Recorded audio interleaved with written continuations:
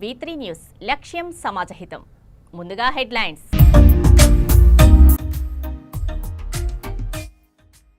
మూత్రశాలలు లేక విద్యార్థుల ఇబ్బందులు, సమయ పాలన పాటించని ఉపాధ్యాయులు.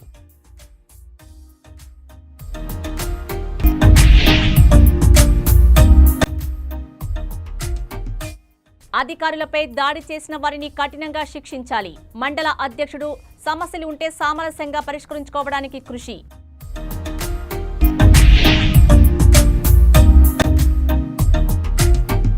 కమిషనర్ నిర్లక్ష్యానికి వ్యతిరేకంగా ధర్నాకు దిగిన పారిశుద్ధ్య కార్మికులు. ఈ సంఘటన పారిశుద్ధ్య కార్మికులు తీవ్ర దిగ్భ్రాంతికి గురిచేశాయి. ఇక డీటెయిల్స్ చూస్తే, సంగారెడ్డి జిల్లా ఐడిఏ బొల్లారం మున్సిపాలిటీ పరిధిలో విషాదకర సంఘటన చోటు చేసుకుంది. మున్సిపల్ పారిశుద్ధ్య కార్మికుడు డ్రైనేజీ శుభ్రం చేస్తూ ప్రమాదవశాత్తు డ్రైనేజీలో పడిపోయి మృతి చెందాడు. ఈ ఘటనపై పారిశుద్ధ్య కార్మికులు ధర్నాకు దిగారు. ఈ సంఘటన పారిశుద్ధ్య కార్మికులను తీవ్ర దిగ్భ్రాంతికి గురిచేసింది. మున్సిపల్ అధికారులు, కమిషనర్ నిర్లక్ష్యం వల్లనే ఈ ప్రమాదం జరిగిందని అన్నారు. ఈ సంఘటనకు బాధ్యులైన మున్సిపల్ అధికారులపై విచారణ చేపట్టి చర్యలు తీసుకోవాలని పారిశుద్ధ్య కార్మికులు కోరారు. ఈ కార్యక్రమంలో కార్మికులు తదితరులు పాల్గొన్నారు.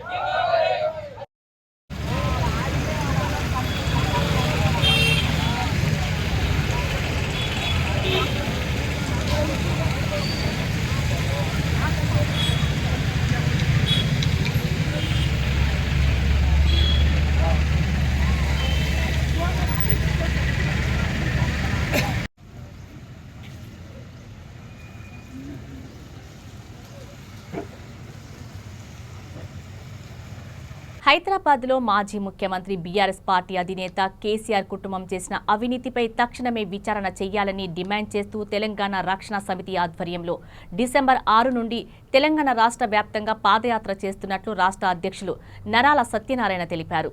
హైదరాబాద్లోని బషీర్బాగ్ ప్రెస్ క్లబ్లో ఏర్పాటు చేసిన మీడియా సమావేశంలో వారు మాట్లాడుతూ, తెలంగాణ ప్రజలను మోసం చేసి వేల కోట్ల విధ్వంసానికి కారణమన్న కేసీఆర్ అవినీతిపై రాష్ట్రమంతటా పాదయాత్ర చేసి తెలంగాణ ప్రజలకు జరిగిన అవినీతిని గురించి తెలియజేస్తామని అన్నారు.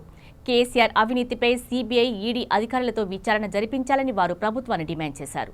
తెలంగాణ వస్తే నిరుద్యోగులకు ఉద్యోగ అవకాశాలు వస్తాయన్నారు. వచ్చిందా? రాలేదే. ప్రతి కేసీఆర్ పరిపాలన వల్ల ప్రతి వ్యక్తి తలసరి ఆదాయం పెరగకపోగా తగ్గిపోయింది. ఒక్కొక్క వ్యక్తి మీద 2.5 లక్షల నుంచి 3.5 లక్షల వరకు అప్పు ఉన్నది. ఇదే విధమైన పందాను కొనసాగించాలంటే చాలా దుర్మార్గంగా అనిపిస్తూ ఉంటుంది. మరి కేసీఆర్ పరిపాలనే ఒక అవినీతిమయం. అందుకే కేసీఆర్ కుటుంబ సభ్యుల మీద సిబిఐ ఎంక్వైరీ జరగాలి, ఇన్కమ్ ట్యాక్స్ కానీ ఈడీ కానీ దర్యాప్తు చేయాలి. అదేవిధంగా మరి కాళేశ్వరం ప్రాజెక్టు ఇంజనీర్ల యొక్క నైపుణ్యంతో కట్టాలి. మరి ఆయన ఎంఏ తెలుగు లిటరేచర్ చదివాడు. ఆయన ప్లాన్తో కట్టితే వేల కోట్ల కుంభకోణం జరిగింది. ఆంధ్ర కాంట్రాక్టర్ల మాయలో కేసీఆర్ ఉన్నాడు. మరి ఈ విధంగా చెప్పుకుంటూ పోతే పేదరికం పెరిగిపోయింది, నిరుద్యోగం పెరిగిపోయింది, ద్రవ్యోల్బణం పెరిగిపోయింది. మిగులు బడ్జెట్ ఉన్న తెలంగాణ బానిస తెలంగాణగా, ఎడారి తెలంగాణగా ఈరోజు మారిపోయింది. కాబట్టి ఇంత అవినీతికి, ఇంత తెలంగాణ విధ్వంసానికి పాల్పడ్డ కేసీఆర్ను తప్పనిసరిగా సిబిఐ, ఈడీ, ఇన్కమ్ ట్యాక్స్ మొత్తం అన్ని సంస్థలు కూడా కలిసి దర్యాప్తు చేస్తేనే అన్ని విషయాలు బయటపడతాయి. ఎందుకంటే ఈ రోజున అధికారులు విదేశాలకు ఎందుకు పారిపోవాల్సి వచ్చింది? మరి వాళ్ళకి ఈ రోజున ఎందుకు గ్రీన్ కార్డులు వచ్చాయి? వీటన్నిటికీ కేసీఆర్ సమాధానం చెప్పాలి. ఈ విధంగా సమాధానం చెప్పకుండా ఇష్టం వచ్చిన రీతిలో కేసీఆర్ చేసే అవినీతిపై మేము పాదయాత్ర చేస్తున్నాం. మా పాదయాత్ర నిష్పక్షపాతకంగా ఉంటుంది. తెలంగాణ రాకముందున్న పరిస్థితులు, తెలంగాణ ఈ 10 సంవత్సరాల్లో దోపిడీకి గురైన విధానాన్ని ప్రతి తెలంగాణ గడప దాటి తెలంగాణ గుండె చప్పుడు ద్వారా మేము వినిపిస్తాం. మా పాదయాత్ర అనేది ఉమ్మడి ఖమ్మం జిల్లా నుంచి ప్రారంభమై నల్గొండ మీదుగా నిర్మల్ మీదుగా ఆదిలాబాద్ జిల్లా మీదుగా కామారెడ్డి జిల్లా జుక్కల్ మండలం ఏకలార పెద్ద ఎక్లార గ్రామంలోని ప్రభుత్వ పాఠశాలల్లో సరైన వసతులు లేక విద్యార్థులు ఇబ్బందులు పడుతున్నారు. ఈ విషయంను ఉన్నతాధికారుల దృష్టికి తీసుకువెళ్లినా పట్టించుకునే వారే కరువయ్యారు. గతంలో నిర్మించిన పాఠశాల శిథిలావస్థకు చేరటంతో ప్రభుత్వం అందించిన 1.04 కోట్ల నిధులతో కొత్త పాఠశాల భవనాన్ని నిర్మించారు. సదరు కాంట్రాక్టర్ బిల్లులు రాలేదని మరుగుదొడ్లు, వంటశాలతో పాటు విద్యుత్ సరఫరా ఏర్పాటు చేయలేదు. మూత్రశాలలు, మరుగుదొడ్లు లేక విద్యార్థులు పడుతున్న ఇబ్బందులను చూసి తల్లిదండ్రులు తమ పిల్లలను పాఠశాలకు పంపాలంటేనే భయపడుతున్నారు. కాంట్రాక్టర్ అయిన పాఠశాల ప్రధానోపాధ్యాయుడిపై సంబంధిత అధికారులు చర్యలు తీసుకోవాలని విద్యార్థుల తల్లిదండ్రులు కోరారు. ఇప్పుడు ఈ రోజు ఉంది కదా, అవమ్మా సరే ఈ రోజు వెజ్ కర్రీ ఉంది కదా, రాగి జావా ఏది ఇస్తలేదా?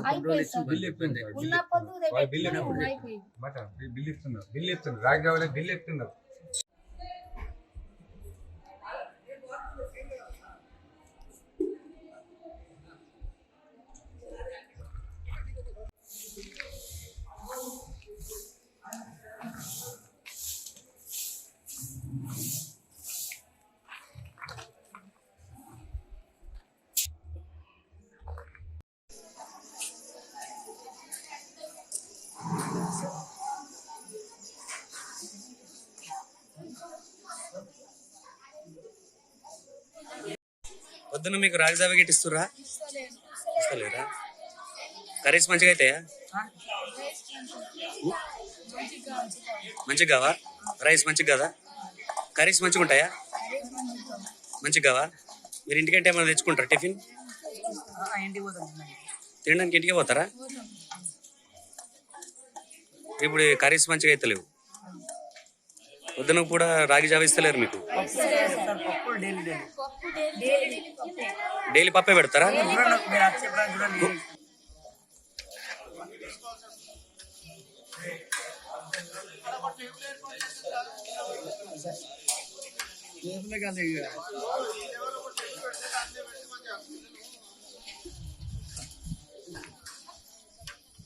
సార్ మీరు కూడా ఖచ్చితంగా పిల్లలతో పాటు భోజనం చేయాలి.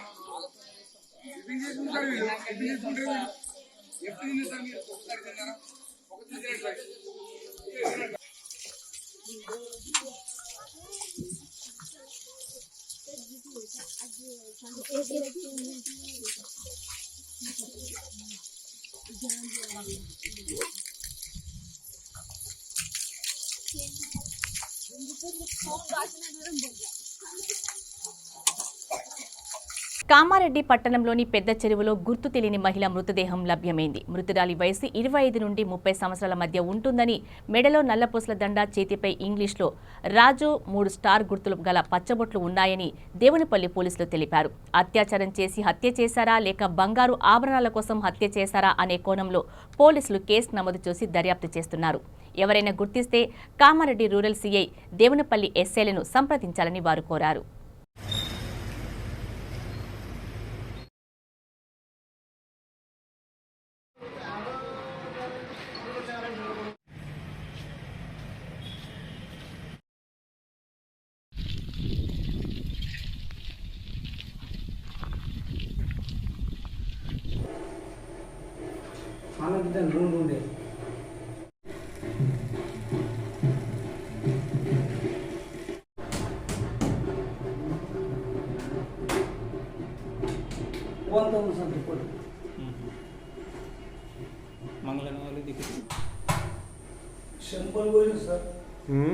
బాన్సువాడ పట్టణంలో వృద్ధుడిని గొంతు కోసి దారుణంగా హత్య చేసిన సంఘటన చోటు చేసుకుంది. పట్టణంలోని సరస్వతి గుడి పక్కన నిర్మాణంలో ఉన్న ఇంట్లో వాచ్మెన్ గా పనిచేస్తున్న పాత బాన్సువాడకు చెందిన కొండ వెంకటిని దుండగుడు దారుణంగా హత్య చేశారు. స్థానికులు చూసి పోలీసులకు సమాచారం ఇచ్చారు. ఈ హత్య పేకట రాయిల వల్ల పనా లేక బలిచ్చారా అనే కోణంలో పోలీసులు దర్యాప్తు చేస్తున్నారు. సంఘటన స్థలానికి ఎల్లారెడ్డి డీఎస్పీ శ్రీనివాస్ చేరుకొని పరిశీలించారు.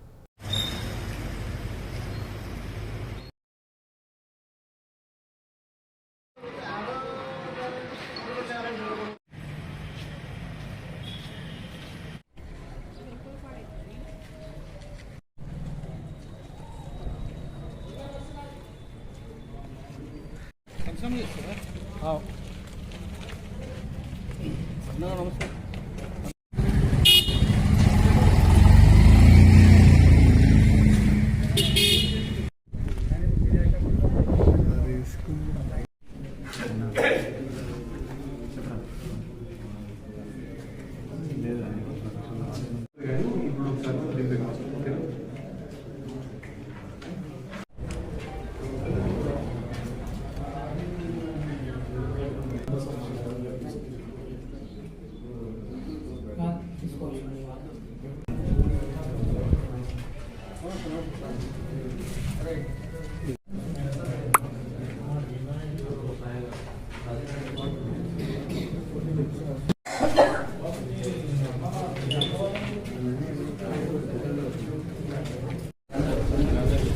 వికారాబాద్ జిల్లా దుద్దెల్ మండలం లగచెర్ల గ్రామంలో విధి నిర్వహణలో ఉన్న జిల్లా కలెక్టర్ అధికారులపై జరిగిన దాడి చాలా బాధాకరమని, దోషులను కఠినంగా శిక్షించాలని కాంగ్రెస్ పార్టీ మండల అధ్యక్షుడు తుమ్మల సురేష్ యాదవ్ అన్నారు.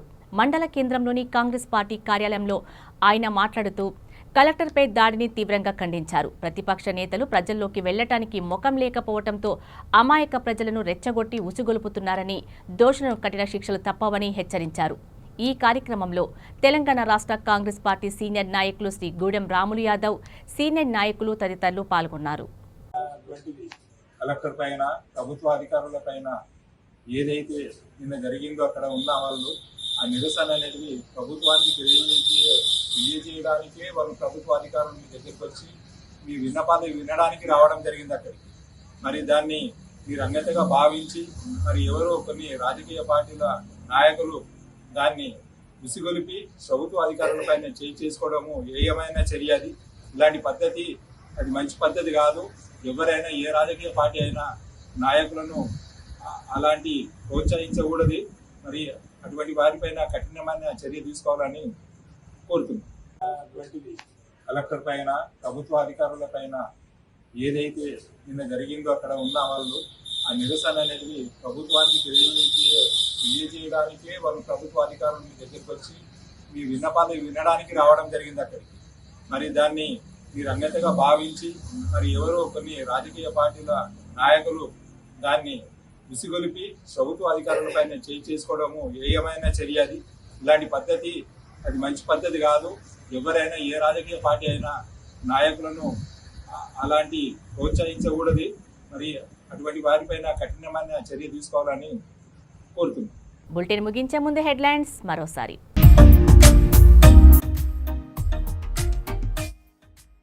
మూత్రశాలలు లేక విద్యార్థుల ఇబ్బందులు, సమయ పాలన పాటించని ఉపాధ్యాయులు.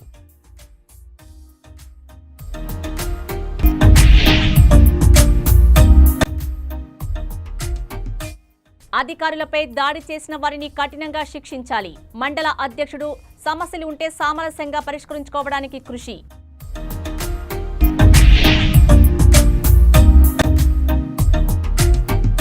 కమిషనర్ నిర్లక్ష్యానికి వ్యతిరేకంగా ధర్నాకు దిగిన పారిశుద్ధ్య కార్మికులు. ఈ సంఘటన పారిశుద్ధ్య కార్మికులు తీవ్ర దిగ్భ్రాంతికి గురిచేశాయి.